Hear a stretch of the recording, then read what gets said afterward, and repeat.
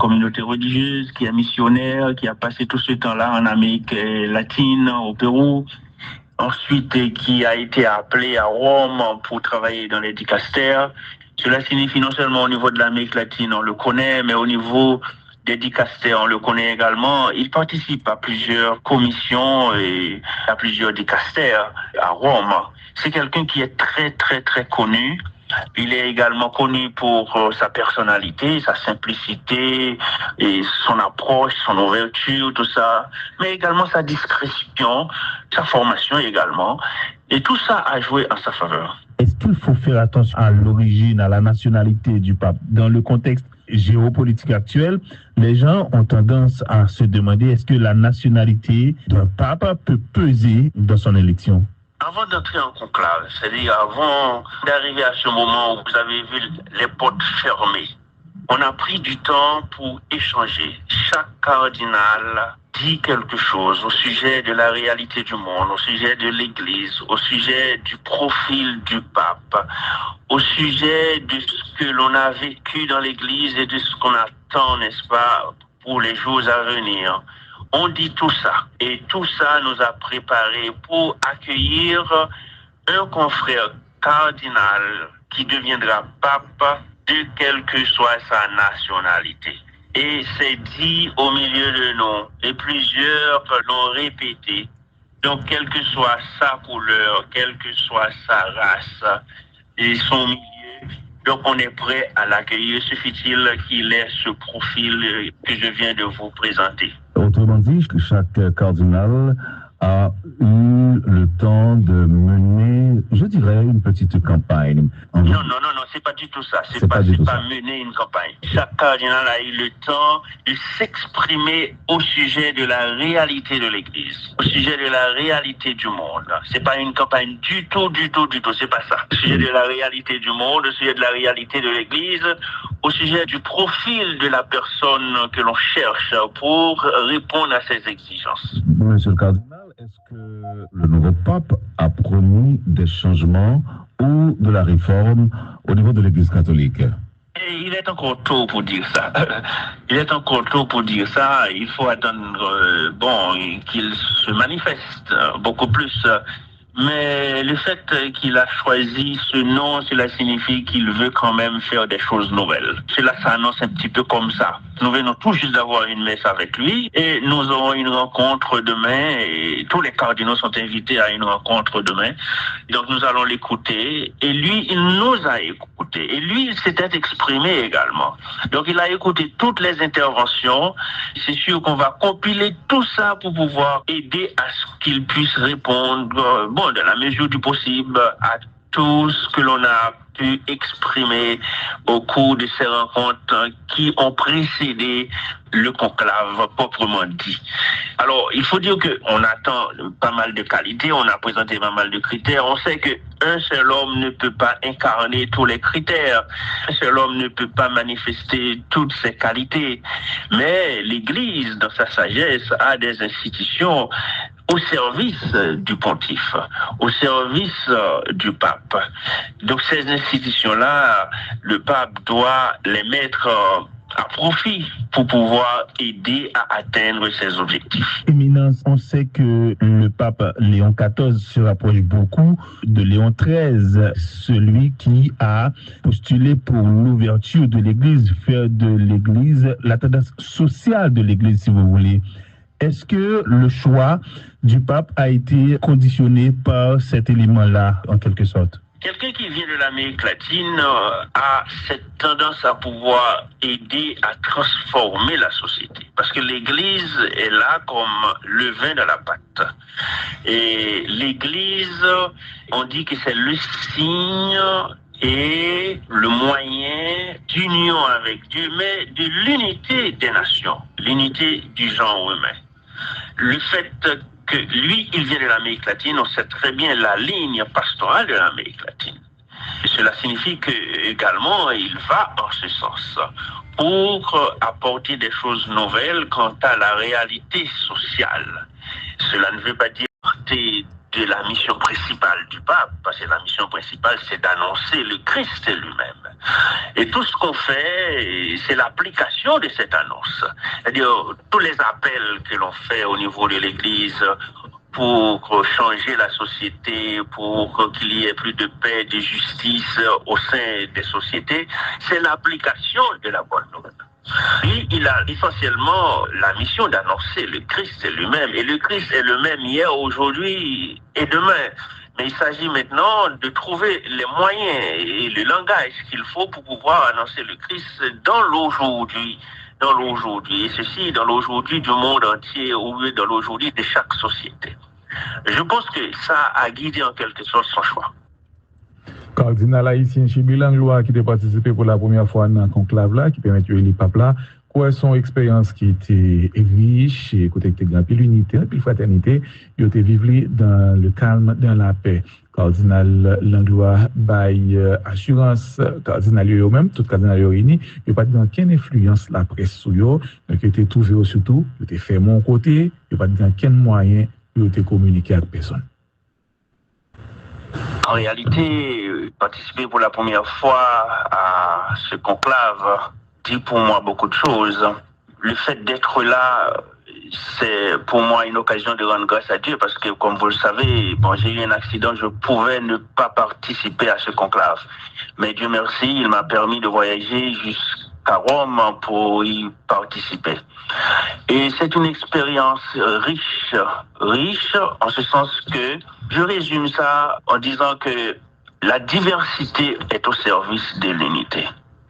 Le pape François avait été un peu partout dans le monde chercher les évêques pour créer des cardinaux. Nous avons un collège cardinaliste avec plusieurs visages. Certains pensaient que ça allait être très difficile, le fait qu'on est venu d'un peu partout. Et pourtant, l'Esprit Saint, comme on l'a prié, on avait demandé de prier, l'Esprit Saint nous a éclairés, nous a guidés pour vivre une expérience d'unité, de fraternité et une ambiance de confiance, de paix et de calme. Bon, je suis très heureux de pouvoir participer à ce conclave et de pouvoir vivre cette expérience en Église au milieu des frères qui expriment chacun sa proximité, sa compréhension de la réalité. Monseigneur, est-ce qu'il y avait beaucoup de favoris? Moi, je ne voudrais pas parler ainsi. Bien entendu, au niveau de la presse, comme vous le savez, on a fait circuler des noms, surtout avec des tendances tout à fait, disons, politiques, tout ça. Après le conclave, la cardinal Chibi Langlois programmé pour le tourner à la Kaili, dans le diocèse de Okaï. Il révélé le fait que tout, il parlé avec Pape Léon XIV, donc Pape a parlé de situation dans le pays d'Haïti, côté il estimé important pour le travail pour la paix tournée en Haïti. Tout le temps, Haïtien, par mettre force, courage pour combattre, eh bien, pas bien solution selon cardinal Langlois. Qui t'aime dit message ça en créole? Ça nous vive là, dans le conclave là.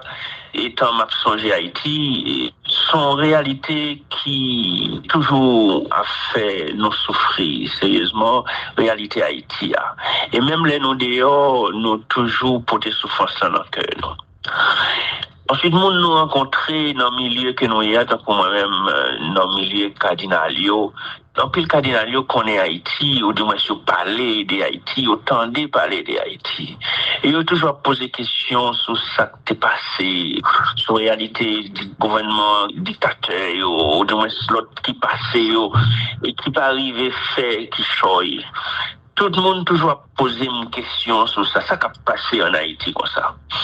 En réalité, oui, les nous arrivés dans le conclave là, les nous arrivés à Rome, ça ne veut pas dire me couper de réalité, hein, comme moi d'où, puisque en pile confrère a cherché qu'on est ça qui a passé. Donc, réalité ça, nous toujours à parler de lui, nous toujours à dire qui ça gagne. J'aime saluer Pape Léon XIV, lui dit moi, Haïti m'a changé Haïti, lui dit ça. Parce que chaque confrère qui rencontre moi, c'est Haïti, ouais. Haïti, ouais. Moi, quand elle a porté dans le souffrance pays d'Haïti, donc, Papa François te fait. Parce que c'est tout pour nous là le sorti, c'est Pérou le sorti dans la mission.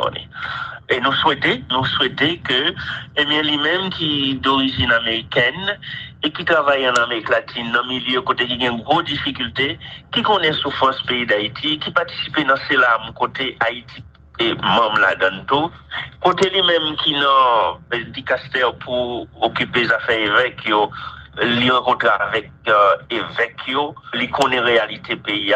Moi, je crois que la paix, ça est capable, dans la mesure du possible, pour dans quelle mesure que le problème ça que nous connaissons en Haïti avec les États-Unis, pour le dire au mot là-dedans. Par contre, qui mot là-dessus? Par contre, qui résultat ça bail? Même quoi il porte ça dans le cœur.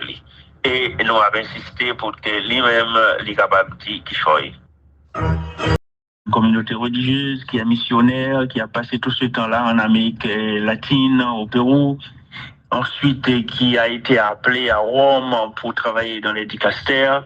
Cela signifie non seulement au niveau de l'Amérique latine, on le connaît, mais au niveau des dicastères, on le connaît également. Il participe à plusieurs commissions et à plusieurs dicastères à Rome. C'est quelqu'un qui est très, très, très connu. Il est également connu pour sa personnalité, sa simplicité et son approche, son ouverture, tout ça, mais également sa discrétion, sa formation également. Et tout ça a joué en sa faveur. Est-ce qu'il faut faire attention à l'origine, à la nationalité du pape? Dans le contexte géopolitique actuel, les gens ont tendance à se demander est-ce que la nationalité d'un pape peut peser dans son élection? Avant d'entrer en conclave, c'est-à-dire avant d'arriver à ce moment où vous avez vu les portes fermées, on a pris du temps pour échanger. Chaque cardinal dit quelque chose au sujet de la réalité du monde, au sujet de l'Église, au sujet du profil du pape, au sujet de ce que l'on a vécu dans l'Église et de ce qu'on attend, n'est-ce pas, pour les jours à venir. On dit tout ça. Et tout ça nous a préparés pour accueillir un confrère cardinal qui deviendra pape de quelle que soit sa nationalité. Et c'est dit au milieu de nous. Et plusieurs l'ont répété.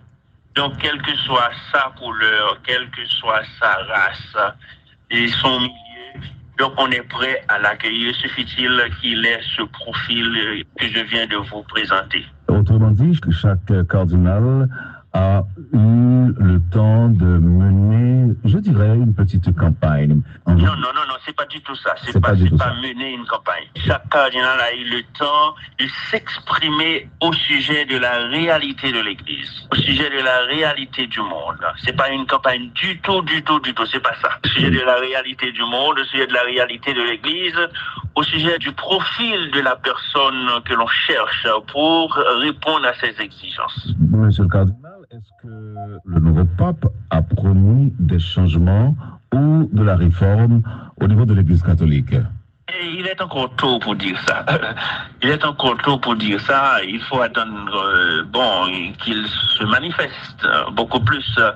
Mais le fait qu'il a choisi ce nom, cela signifie qu'il veut quand même faire des choses nouvelles. Cela s'annonce un petit peu comme ça. Nous venons tout juste d'avoir une messe avec lui et nous aurons une rencontre demain et tous les cardinaux sont invités à une rencontre demain. Donc nous allons l'écouter et lui, il nous a écoutés et lui, il s'était exprimé également. Donc il a écouté toutes les interventions. C'est sûr qu'on va compiler tout ça pour pouvoir aider à ce qu'il puisse répondre, dans la mesure du possible, à tout ce que l'on a pu exprimer au cours de ces rencontres qui ont précédé le conclave proprement dit.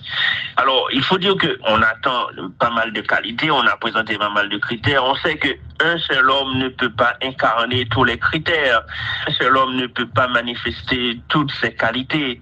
Mais l'Église, dans sa sagesse, a des institutions au service du pontife, au service du pape.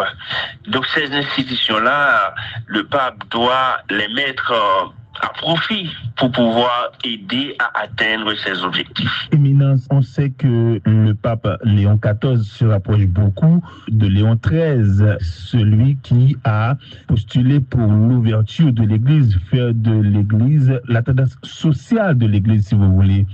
Est-ce que le choix du pape a été conditionné par cet élément-là, en quelque sorte? Quelqu'un qui vient de l'Amérique latine a cette tendance à pouvoir aider à transformer la société. Parce que l'Église est là comme le vin de la pâte. Et l'Église, on dit que c'est le signe et le moyen d'union avec Dieu, mais de l'unité des nations, l'unité du genre humain.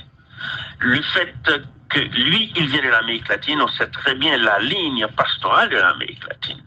Et cela signifie que également, il va en ce sens pour apporter des choses nouvelles quant à la réalité sociale. Cela ne veut pas dire porter de la mission principale du pape, parce que la mission principale, c'est d'annoncer le Christ lui-même. Et tout ce qu'on fait, c'est l'application de cette annonce. C'est-à-dire, tous les appels que l'on fait au niveau de l'Église pour changer la société, pour qu'il y ait plus de paix, de justice au sein des sociétés, c'est l'application de la bonne nouvelle. Lui, il a essentiellement la mission d'annoncer le Christ lui-même. Et le Christ est le même hier, aujourd'hui et demain. Mais il s'agit maintenant de trouver les moyens et le langage qu'il faut pour pouvoir annoncer le Christ dans l'aujourd'hui. Dans l'aujourd'hui. Et ceci dans l'aujourd'hui du monde entier ou dans l'aujourd'hui de chaque société. Je pense que ça a guidé en quelque sorte son choix. Cardinal haïtien Chibi Langlois qui a participé pour la première fois dans le conclave là, qui permet de les papes là, quoi son expérience qui était riche, et côté de grand pile unité, puis fraternité, il était vivre dans le calme, dans la paix. Cardinal Langlois bail assurance, cardinal yo même, tout cardinal yo réuni, il n'y a pas de aucune influence la presse sur yo, donc il était trouvé surtout, il était fait mon côté, il n'y a pas de aucun moyen pour te communiquer avec personne. En réalité, participer pour la première fois à ce conclave dit pour moi beaucoup de choses. Le fait d'être là, c'est pour moi une occasion de rendre grâce à Dieu parce que, comme vous le savez, bon, j'ai eu un accident, je pouvais ne pas participer à ce conclave. Mais Dieu merci, il m'a permis de voyager jusqu'à Rome pour y participer. Et c'est une expérience riche en ce sens que je résume ça en disant que la diversité est au service de l'unité. Le pape François avait été un peu partout dans le monde chercher les évêques pour créer des cardinaux. Nous avons un collège cardinaliste avec plusieurs visages. Certains pensaient que ça allait être très difficile le fait qu'on est venu d'un peu partout. Et pourtant, l'Esprit Saint, comme on l'a prié, on avait demandé de prier, l'Esprit Saint nous a éclairés, nous a guidés pour vivre une expérience d'unité, de fraternité et une ambiance de confiance, de paix et de calme. Bon, je suis très heureux de pouvoir participer à ce conclave et de pouvoir vivre cette expérience en Église au milieu des frères qui expriment chacun sa proximité, sa compréhension de la réalité. Monseigneur, est-ce qu'il y avait beaucoup de favoris? Moi, je ne voudrais pas parler ainsi. Bien entendu, au niveau de la presse, comme vous le savez, on a fait circuler des noms, surtout avec des tendances tout à fait, disons, politiques, tout ça. Après le conclave, la cardinal Chibi Langlois programmé pour le tourner à la Kaili, dans le diocèse de Okaï. Il révélé le fait que tout, il parlait avec Pape Léon XIV, donc Pape en parlait de situation dans le pays d'Haïti, côté il estime important pour le travail pour la paix tournée en Haïti. Tout le temps, Haïtien, par mettre force, courage pour combattre, eh bien, pas bien solution selon cardinal Langlois. Qui t'aime dit message ça en créole? Ça nous vive là, dans nos conclaves là. Étant m'a songé Haïti, son réalité qui toujours a fait nous souffrir sérieusement, réalité Haïti. Et même les nous dehors, nous toujours pour des souffrances dans nos cœurs. Ensuite, nous rencontrés dans le milieu que nous y a, tant que moi-même, dans le milieu cardinalio. Dans le cardinalio qu'on est Haïti, ou du moins sur parler d'Haïti, autant de parler d'Haïti. Et ils ont toujours posé des questions sur ça qui est passé, sur la réalité du gouvernement dictateur, ou du moins l'autre qui passait, et qui peut arriver fait, qui choye. tout le monde toujours posé une question sur ça, ça qui a passé en Haïti comme ça.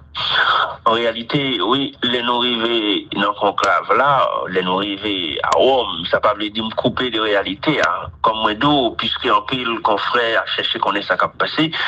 Donc, réalité ça, nous toujours parler de lui, nous toujours dit qui ça gagne. J'aime saluer Pape Léon XIV. Il dit moi, Haïti m'a changé Haïti. Il dit ça. Parce que chaque confrère qui rencontre moi, c'est Haïti, ouais. Haïti, ouais.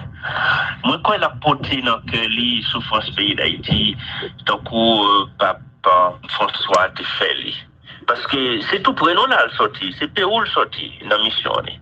Et nous souhaitons que, eh bien, lui-même qui est d'origine américaine et qui travaille en Amérique latine, dans le milieu côté qui a une grosse difficulté, qui connaît souffrance pays d'Haïti, qui participe dans ces larmes côté Haïti et membre là-dedans tout, côté lui-même qui n'a dicaster pour occuper les affaires évêques, il rencontre avec évêques, il connaît la réalité pays.